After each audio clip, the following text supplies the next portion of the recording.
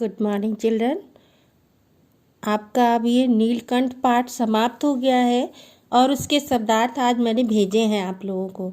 ठीक है, तो उसे आप अपनी पसंद की कॉपी पर करिएगा। ठीक है, तो अब ये जो 2 चैप्टर और हैं बीच में, भोर और बरखा, और एक चैप्टर है वीर कुंवर सिंह, ये आपके सिलेबस में नहीं है। ध्यान से सुने, वो दोनों चैप्टर आपके सिलेबस में नहीं है, लेकिन ये वाला चैप्टर और इसके बाद वाले दोनों वो आपके सिलेबस में है। तो मैं सबसे पहले आपको धनराज पिल्लई के बारे में बताने जा रही हूँ। ये धनराज पिल्लई क्रिकेट के हॉकी के प्रसिद्ध खिलाड़ी थे। और इसमें क्या है, इस पाठ में ये विनीता पांडे नाम की एक साक्षात्कार लेने वाली हैं, जो इंटरव्यू लेते हैं ना मीडिया वाले। ठीक है, तो वो इनका इंटरव्यू ले रही हैं, साक्षात्कार ले रही हैं, तो वही इस पाठ में बताया गया है। तो मैं आपको बताने जा रही हूँ। अभी आप देखिए, हॉकी के सुप्रसिद्ध खिलाड़ी धनराज पिल्लई जब 35 वर्ष के हो गए, 35 मतलब 35, उनका एक साक्षात्कार विनीता पांडे ने लिया था। इस साक्षात्कार का संपादित अंश यहाँ दिया जा रहा है।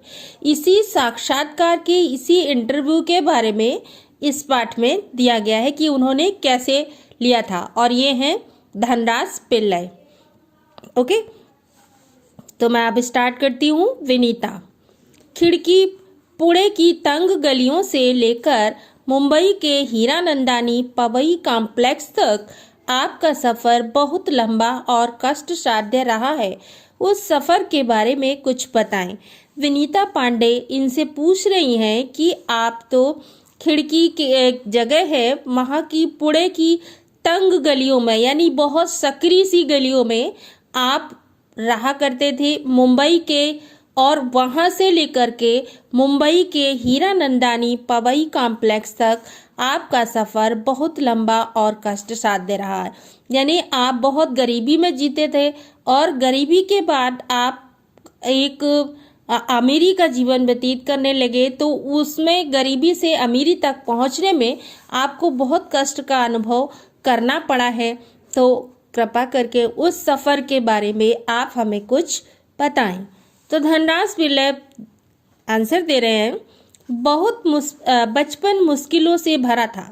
यानी इनका बचपन जो था गरीबी से भरा हुआ था, गरीब थे ये बहुत। हम बहुत गरीब थे।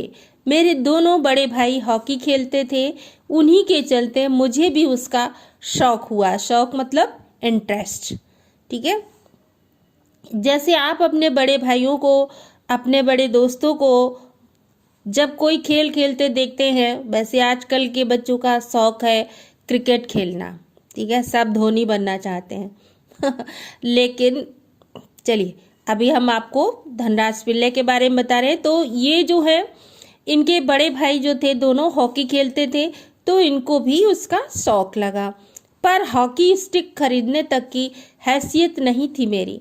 पर इनके पास हॉकी खरीदने तक की इनकी हैसियत नहीं थी, यानी इनके पास इतना पैसा नहीं था कि ये अपनी हॉकी खरीद लें।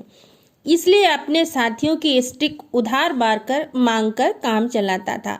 इसलिए जो मेरे दोस्त रहते थे उनकी स्टिक मैं उधार मांग करके काम अपना चलाता था। वो मुझे तभी मिलती जब वे खेल चुके होते थे।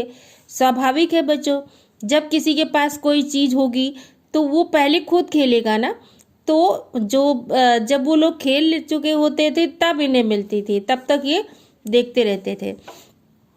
इसके लिए बहुत धीरज के साथ अपनी बारी का इंतजार करना पड़ता था। मतलब बहुत शांति के साथ, अगर ये लड़ पड़ते तो उनको नहीं मिलती।